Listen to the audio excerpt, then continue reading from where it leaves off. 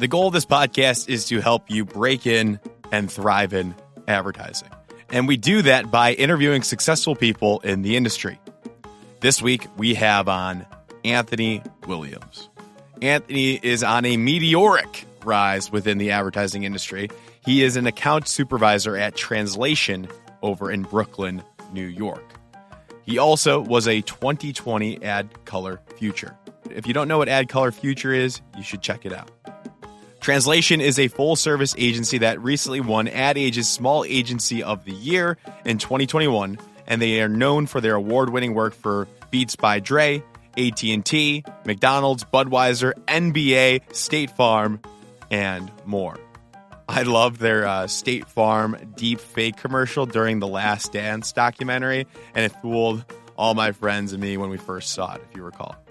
Anthony talks about his career and his break-in story and gives advice this episode, including highlights working at Wieden and Kennedy, Portland. Oh, and he has some tailored resources to help you break into advertising. To find those, head over to our Instagram at Breaking and Entering Pod. All one word, at Breaking and Entering Pod. Now, on with the show. This is the Breaking and Entering Advertising Podcast, and as usual, I'm your accomplice, Gino Schellenberg. Kick it, Mikey.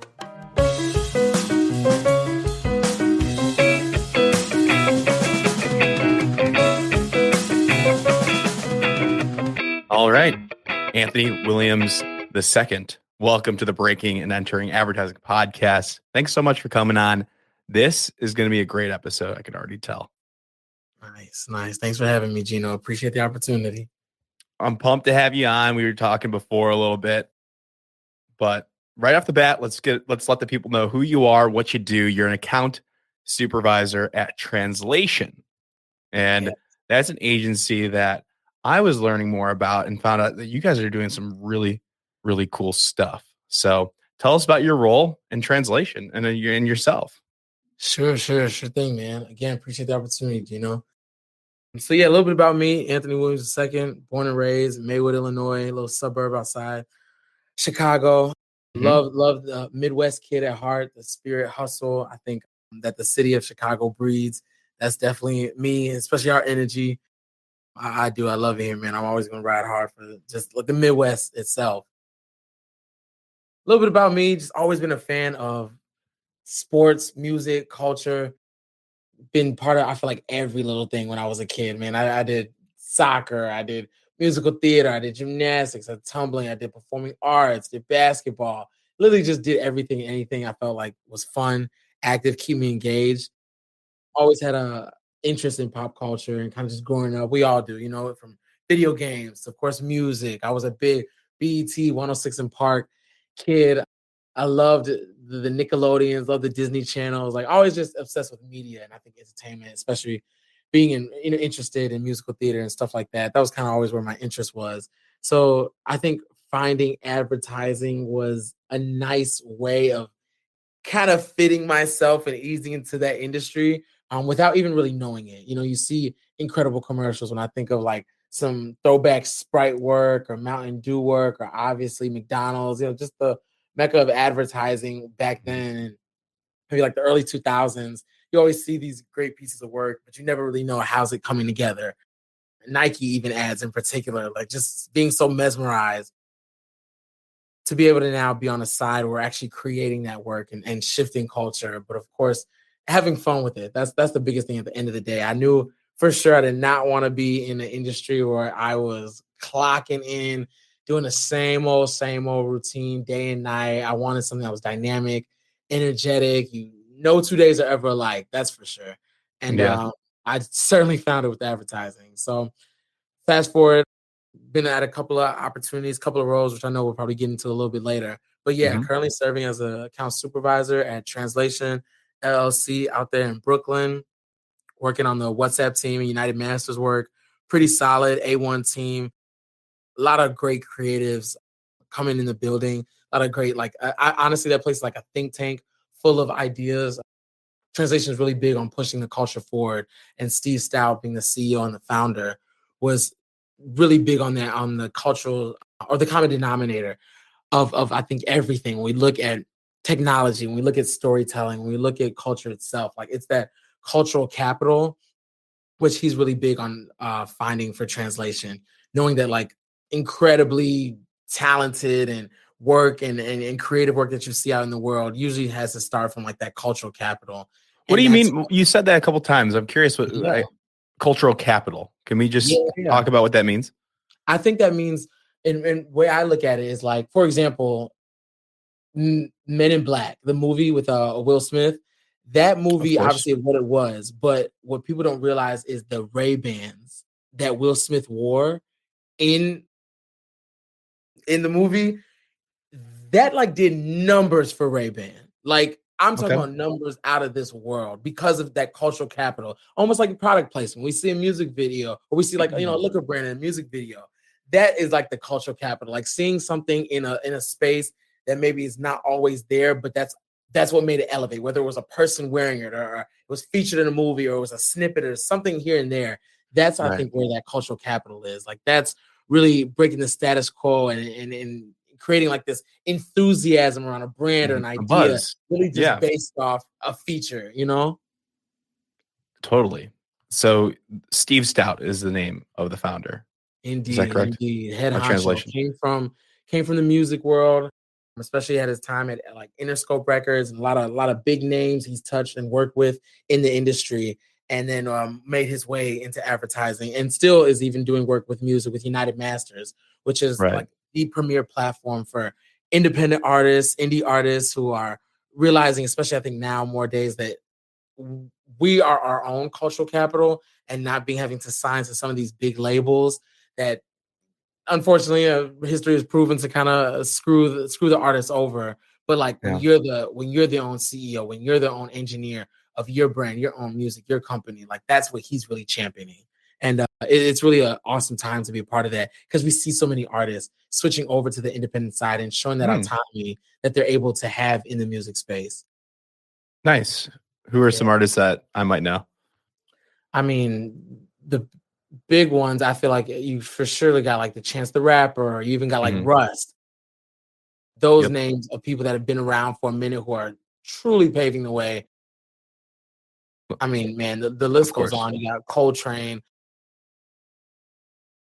I can't even think of them all right now, but No, it's it's all good. I was going to ask you then, like, so the idea of cultural capital is super interesting, and it seems like you guys have a method that's working, and you've been there for 7 months now.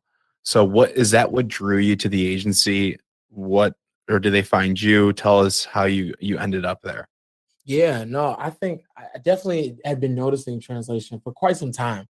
Being in the industry and obviously seeing new shops and even sometimes the smaller shops that are creating just dynamite work and coming out the woodwork as they have been with AT&T with like their zip codes work, as well as the Beats by Dre, You Love Me spot. Even obviously the iconic like State Farm, Chris Paul partnership that has been, I mean, brewing for years Mm. now over there at Translation. Like you've always, notice it and see it. And I've always taken an eye to them because they've really been killing it in the game. I think they got their finger and their pulse on the culture and knowing Right. like, when you take away all the frills and all the fluff, like it just comes down to like what's that one true key insight, things that make people like excited or what we crave for, and basically what everyone's after these days. Like they're really good at honing in on that, and I think specifically I really shout out to the context team. I've been able to work with some pretty dope folks on the context side at Translation because I think they're a great blend of strategy and media and knowing like where to hit certain platforms, knowing how to attack on certain platforms, but also like building these rollout plans that, I mean, if you take a step back and just see how like we're dominating different facets and avenues and platforms and touch points, they're really good at building that. And I think This context team, is this like a media planning, like media strategy? yeah. To me, they're like a nice hybrid of media and strategy. Yeah, you have to. You have to know where your audience is going, what they're saying, where in their daily life, like where they're going to be. You got to meet them there with Absolutely. your brand. Absolutely. They definitely know how the best place of getting those eyeballs and obviously, keeping your attention. I know obviously today we're getting bombarded with so much info. I mean, left and right. So it's really nice to see some of the thinking that we're doing on the work and how they're coming up with, again, these different touch points of ways of elevating the creative once we get in a good spot. Right.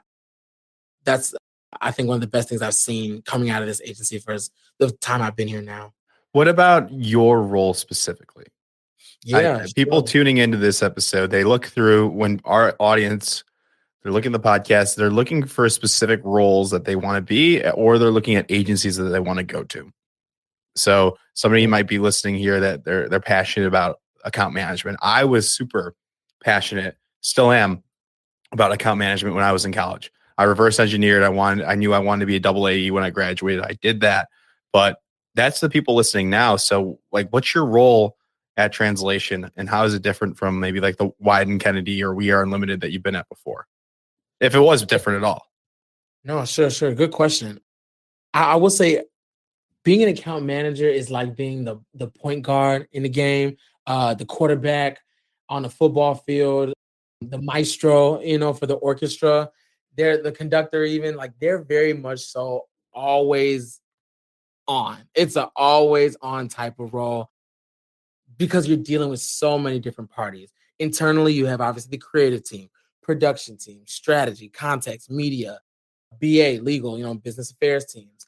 But then on the external side, you're literally the eyes and ears for the agency for the client and the client for the agency. So on the client side, now we have, your day-to-day clients, their heads and their global marketing teams, whatever, so have you, but also the external parties they might deal with. So whether it's other media Right. partners or vendors, you're really the go-to person always with, managing timelines, managing schedules, managing budgets, managing people, and managing ideas, because so many things, and especially in this industry, like everything, art is subjective and creative is subjective. So many people with so many diverse ideas and opinions, you have to kind of find a way to be able to tailor your communication and tailor your thinking, so that one, obviously everyone is feeling included, but also so that you're getting the work done, because clients are coming to you with a brief and objectives and looking for certain things to be taken care of.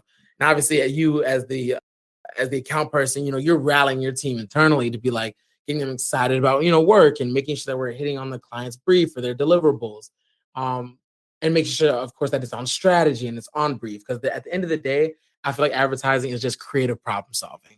And you're really steering that entire ship to solve the problem from concept to selling in the work to now actually producing the work and then shipping the work out the door for the whole world, and obviously expecting and anticipating the results that you've built all this work for. Account management is, when I first started at Wieden, one of my bosses, who was one of the incredible, her name is Louisa, she told me account management is not sexy. You have to make it sexy. And that stuck with me, because it's not. It really isn't sexy. But being able to work with so many different people and build those relationships and those bonds, because you're working, for projects, timelines can extend to a couple of days to months, even years. You're really a person who maybe feels comfortable with building those relationships, talking, communicating, and also willing to have those difficult conversations when the budget is coming in a little bit over than what clients expected, or when the budget is coming in a little bit under than maybe what the creatives expected, or obviously working with like BA to kind of figure out not loopholes, but how can we make this work, but obviously making sure that no one's coming after suing us. So you're definitely at the helm of a lot of problem solving, but you're comfortable having those. I'd say for anyone interested in account management, those are just being aware of so many different things that not only have to deal with like your role, but like what other people are dealing with and what maybe other people are interested in, because you want to be able to help gather all those insights when it comes to like the full team. And when you're all at the table and everybody's, sharing their different opinions and views, you have to be the one who's kind of like finding that common thread between all of it. Absolutely. That was a long way of answering you, but you seem to me like, from when you first, since we've been talking, like understanding culture and consuming so many different things when you were younger, did you ever want to go to copywriting or art direction as a career route? No, only because to be honest, I don't think I knew about it. Like I didn't necessarily know what an art director was or what a copywriter was, or you see a director for like music videos, or you see a director for like movies and actors and stuff like that. But it's very rare that I feel we know what happens really behind the scenes from media, from context, from strategy, different vendors, partners, even within the agency world, producers and production coordinators and production assistants. Like, really stop, and when you watch a movie, really stop and pay attention to those credits, because I don't think I started doing that until maybe like high school. But as a kid, no, I definitely, I thought I was going to be like the next Usher, if we're honest. Oh, really? That's awesome. I just asked that because I think it's people are drawn to advertising because of creativity, True. and that there's a parallel between business and creativity, and they think that they're creative. So I always like to I always ask account folks, like, if there ever was aspirations to get into like a writing or art direction role. So Sure, not the case with sure. you. It's funny because I've also heard that a little more wisdom I've got from previous mentors, that you have to be able to like know everyone's job and everyone's role. And that's a lot to ask if you're only interested in, say, account management. This is all you know, so you don't really know necessarily the mechanisms of what a producer has to deal with in terms of equipment, or Right. managing budgets or deliverables and specs and stuff like that. Like, all of that I was learning as I was learning and growing in my own account role. So to, Right. even a copywriter, art director, like, to be able to know everyone else's role, that's a lot. So for those who are interested, I will say it comes in handy, because again, like, I think a good account person is someone who is invested in a lot of different facets and knows about a lot of things. But What's go ahead. what's the most challenging part of your role? Hmm. For me, it's Excel sheets and budgeting. Okay, fair, fair. I'd say for me, it's definitely, again, it's having those challenging and difficult conversations. I mean, it is very rare that a project is delivered on time, according to budget, no hiccups. Like, in a perfect world, sure. But also, there is no perfect world. And there's also no perfect timeline and no perfect like work back schedule you can create. There's always going to be shifts. You can say you were going to deliver a file by end of day all you want. If the file isn't ready, and if the creative team isn't rocking with it, and if internally you guys aren't feeling good about it, and it's not in a good place to be shared externally and with clients, hey, client XYZ, really liking the work. It's there, but it's not there yet. Give us another day. Let us work a little bit more through the night. Let us jam a bit further, and then come back to you when the work is in a great, solid spot, and we're confident about it, and we're all loving on this side, so that you can be loving it. I Having like those that. conversations are so difficult because it never goes that easy. So No, that that's is. I'm a people pleaser, and I feel like I hate confrontation. And if I say something, I try to deliver the best I can. But if it's just not there and it's not going to meet their expectations, it's all about leveling expectations, right? absolutely. And also keeping it a buck 50. I think sometimes people, known account managers, like, find their ways to not brown nose, but always, you have to be good at, again, tailoring your communication, but also sometimes, kind of like Eugenio said, having those difficult conversations, also being a people pleaser. Sometimes you just have to pull the band-aid right off and keep it, as I say, a buck 50. Like, hey, we're just not really in a good spot, or hey, we're coming in over budget, but this is why. We're trying to Hmm. deliver the best amount of creative. And not only are we going to be delivering this, but we also want to capture these extra scenes. And we want to get maybe a few more angles, but we're going to need an Hmm. extra day because we want to bring in more talent and more crew. And, we're going to need a B crew. Like, having those conversations are not easy. And something like almost similar to you, yeah, I'm a bit of a people pleaser. And it's kind of hard when you're letting people down because you don't want to. Absolutely, love it. Good Before question. we kick it back to how you like got started, I want to just cover off like some other things like that we need to know about translation, like how many people work there, and highlight some of your favorite work one more time for people that might not have heard of it. Give them Yeah. a shout out. Give us the rundown one more time about translation. Yeah, no doubt. I mean, when it comes to some of the big, again, like, iconic work for Beats by Dre, the You Love Me spy, you got the AT&T Codes of Culture, State Farm. They even did some work for ESPN's The Last Dance, which was like this, almost like you would have thought we were actually watching a Sports Center telecast from like the 1998 year, but it was part of the Last Dance Netflix documentary that came out, and it was It's done. so funny. It was awesome. I remember talking about it because had so many people really thinking that we were watching a commercial from '98, and I was like, bro, that got me. Oh yeah, I mean I remember sitting there with like all my friends in the pandemic, my senior year of college, and we would tune in like religiously every week for it, and everybody would be quiet, like we'd stop what we were doing, and we were watching that, and that episode, that commercial came on a couple times. Yes, I mean, it just got us, and it was awesome. It was so trippy, man. I think whoever the team behind that, I don't know who exactly, but that was before me. But even Apple Music, they did a spot with Mary J. Blige, Kerry Washington, and Taraji P. Henson, and they're all like listening to their jams. And it was like the classic when girls link up, and especially sisters, and they just feeling their bops and their jams. Like it was so at ease. That commercial just felt like it didn't take much. It just turned on the camera, and this is probably how they were, on a regular. Even outside of like film, the Budweiser, like Made in America Festival.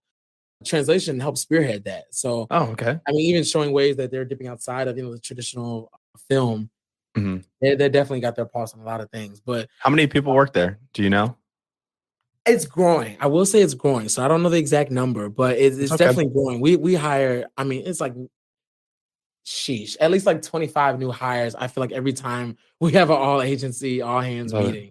So it's definitely growing.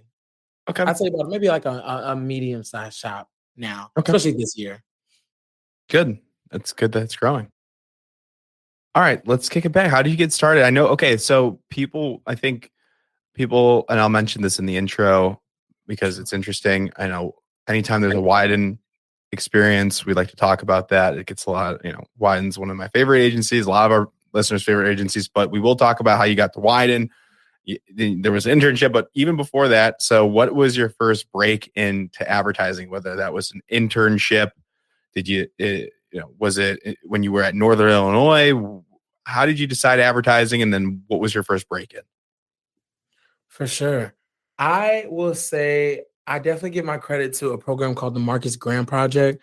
It was started by Lincoln Stevens and Larry Urell. I'll always give them kind of like the nod for what actually got me into the traditional, we'll say, agency advertising world. Tell us about it. Yeah, for sure. It's called the I Create Summer Bootcamp Workshop. So it's a really, and I mean intense. When I say intense, it was intense. Like Summer Bootcamp Workshop. I did it the year 2017. We were celebrating we were the 10th anniversary class of the Marcus Graham Project, because they started in 2007. And it's based off, Marcus Graham Project was a character Eddie Murphy played in a movie called Boomerang.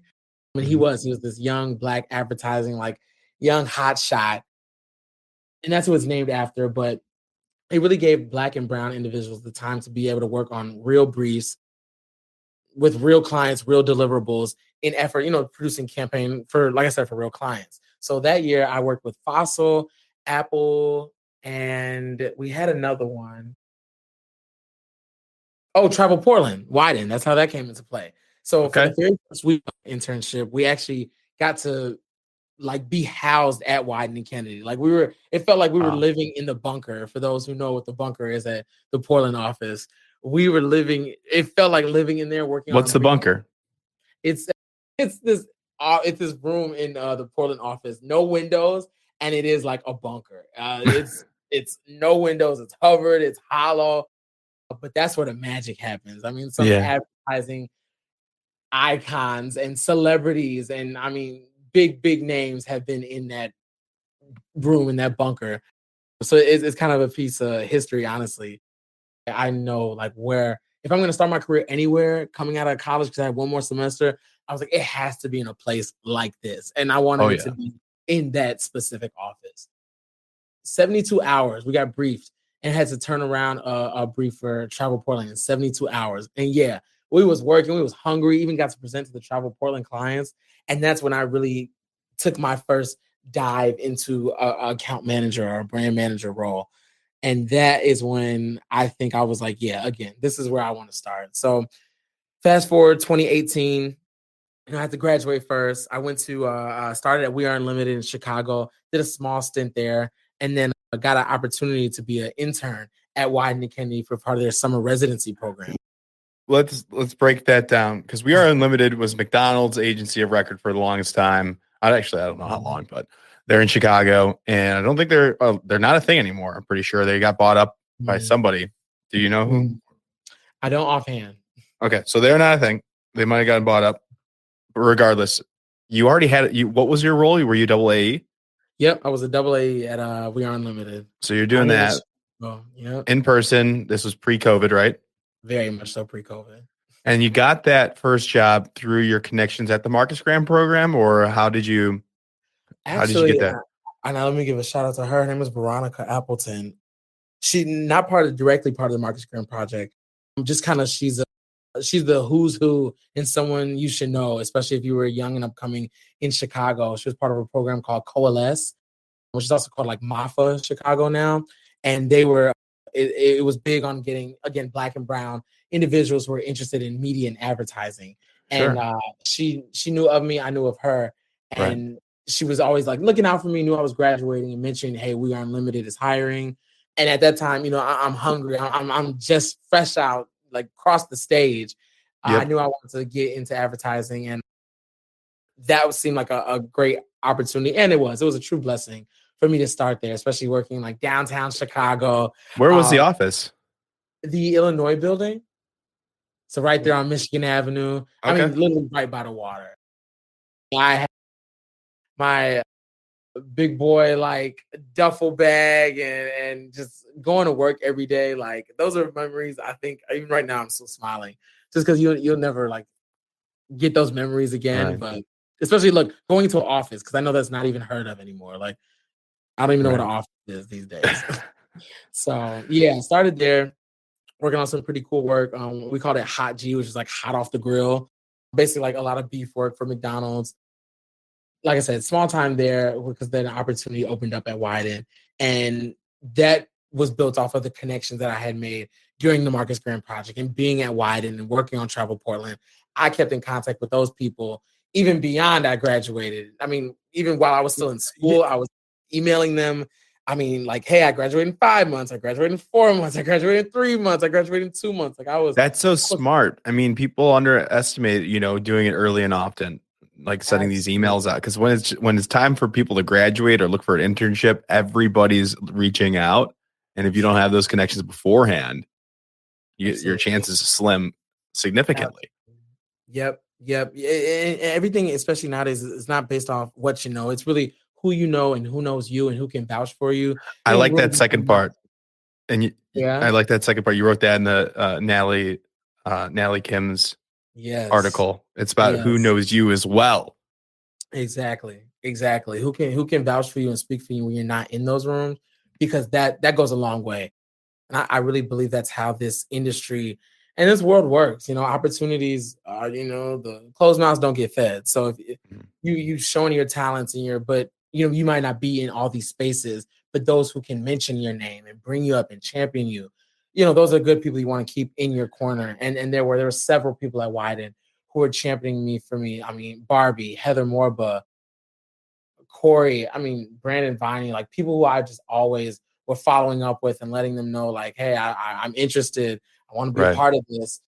When the opportunity presented itself, I went running. Preparation plus opportunity equals success. So I was preparing and the opportunity was there and we ran with it.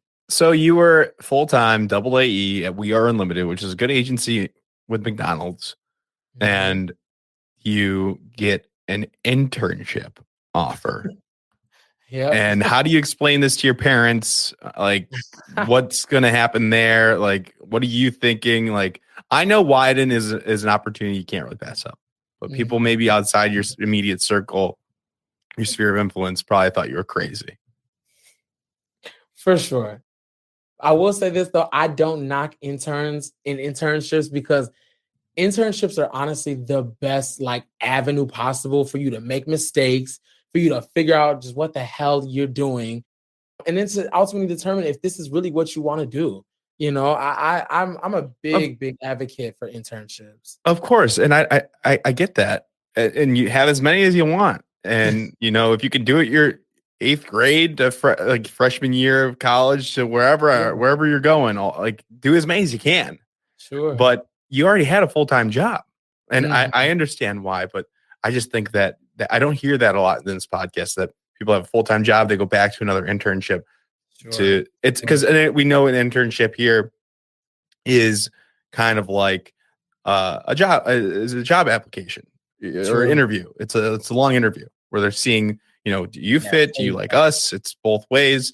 So I Mhm. get it. So I just thought, calling that out was really interesting, really brave of you. Did you have to move to Portland for that?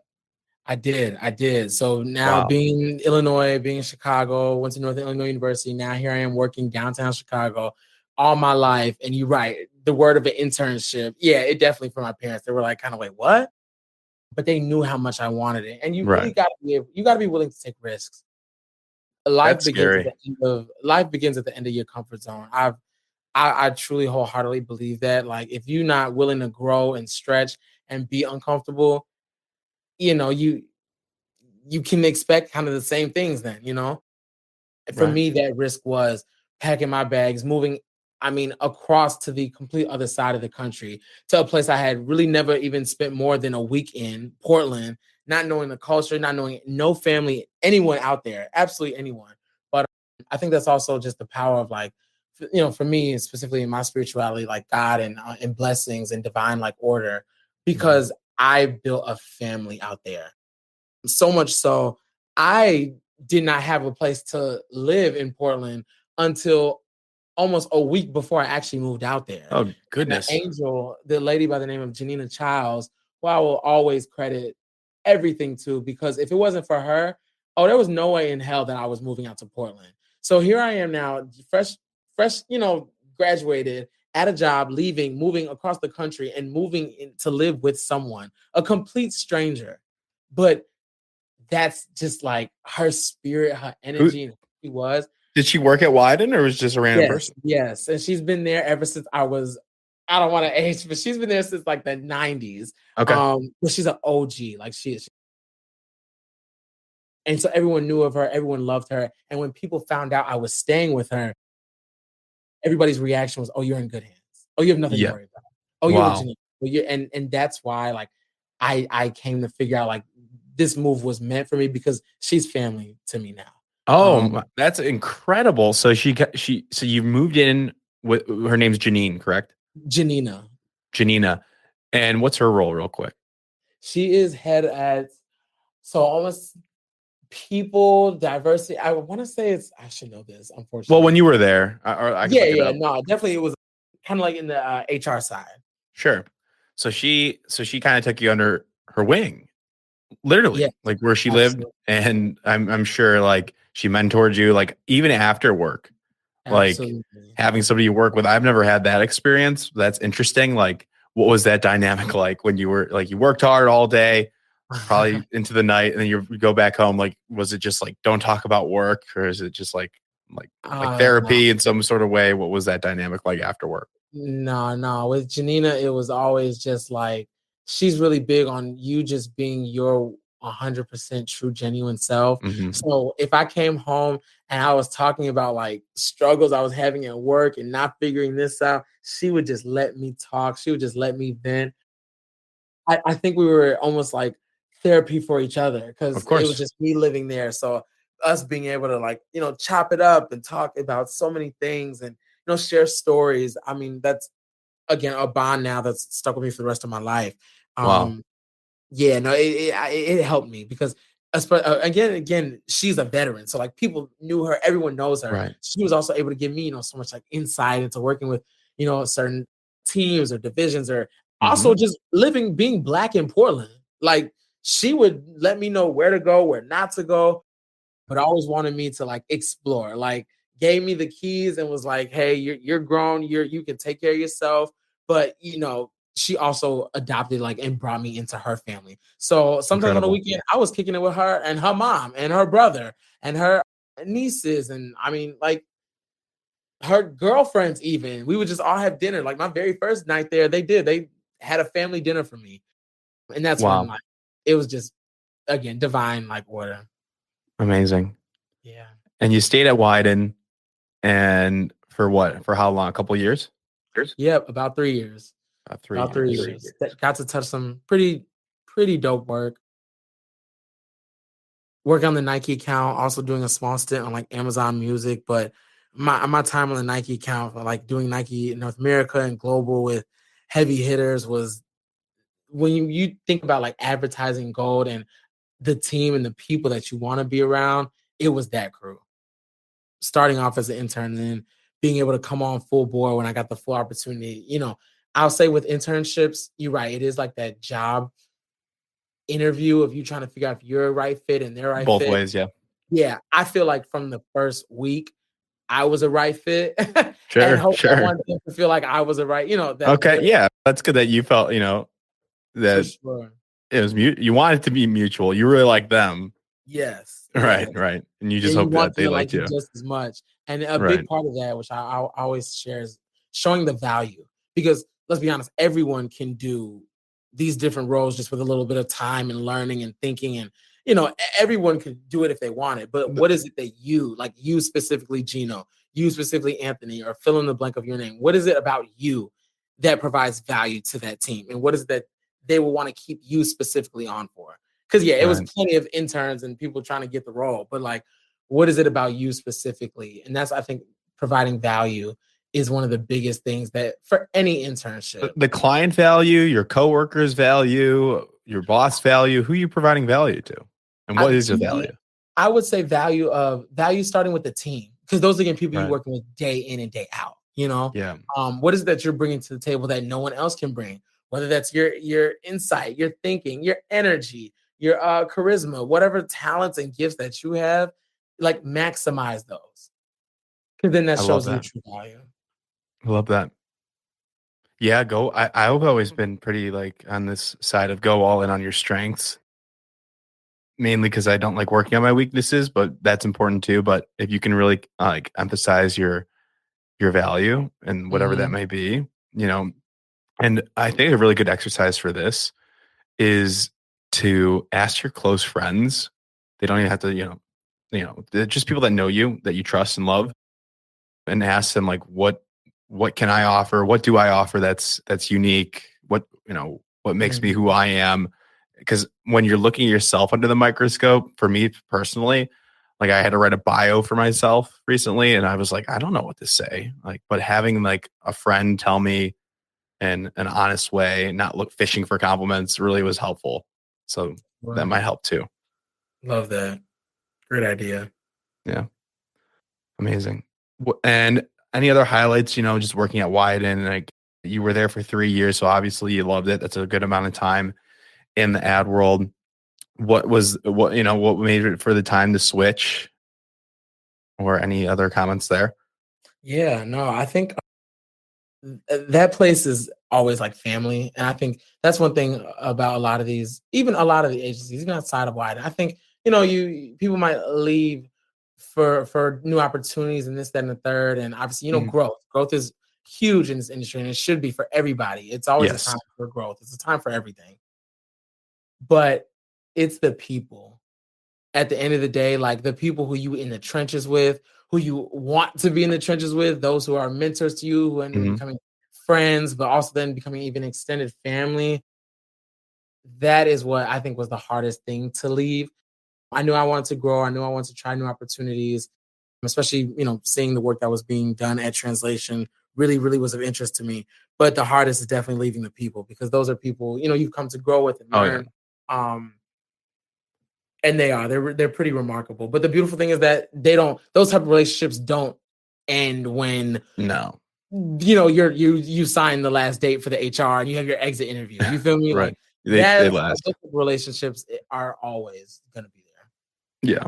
Make sure you stay in touch. I love it. Yeah, for sure, for sure. And this industry is so small too. People go to Mhm. one place and you really want to work with great dynamic people who Mhm. are talented and skilled in their own individual craft. So, and if I go to a place and I'm building a team or I'm working in a new area fast, even if it's outside of advertising, and I know there's somebody who I can work with in the trenches, I rock with them, I rock with their energy. Yes, I'm going to do everything I can to bring you over here. Right. That's why the industry is so small. It's really just tapping into the resources that are, in your back pocket or of a friend or a network and who can vouch for you. Yep. I love it. Can people reach out to you, ask you any questions? If so, how should they do that? I mean, definitely hit me on LinkedIn. I feel like that's the best place. Yep. I was a LinkedIn nerd in college. Like I would just go through so many different profiles of people in music and in advertising. And in the early stages, I think, Netflix was probably the only streaming partner at that time. Just trying to get pick their brain. One thing that you'll realize, which, I'm sure you can attest to, people love talking about themselves.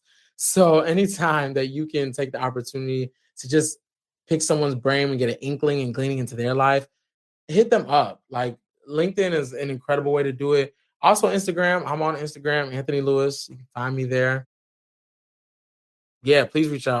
Always down and willing to talk it up because I was that person who was always looking for people to talk to. Love that. And I'm sure you're willing to give it back. And that's what we appreciate. Absolutely. That's how we make this industry keep moving forward. So Big facts. I love it. I have no more questions, Anthony. This has been fantastic. Awesome. Thank you for the opportunity, Gino. Appreciate it. And yeah, definitely hit me, guys. If you got any more questions, always down to chop it up. Love it. Love it. Thank you so much for coming on. Thank you. Thank you so much for listening to this entire episode of the Breaking and Entering Advertising podcast. If you like what you heard, it would mean a lot to us and help us grow and get better guests, better break-ins if you could go to Apple Podcasts and leave us 5 stars and a small review if you have the time. Be sure to connect with our guests if you like what they said by going to our Instagram at Breaking and Entering Pod. It's all one word, Breaking and Entering Pod on Instagram. We have links to their portfolios and their LinkedIn. They want to connect, so do that. And thank yous. Thank you to Mikey Malarkey, our audio engineer, and Buchan Zhang, our creative director. Can't do without you two, and a team from the University of Illinois. It's a student team from the agency called AdBuzz, their PR agency, and it's been a pleasure working with them. Thank you all so much, and we will see you next week with another amazing guest.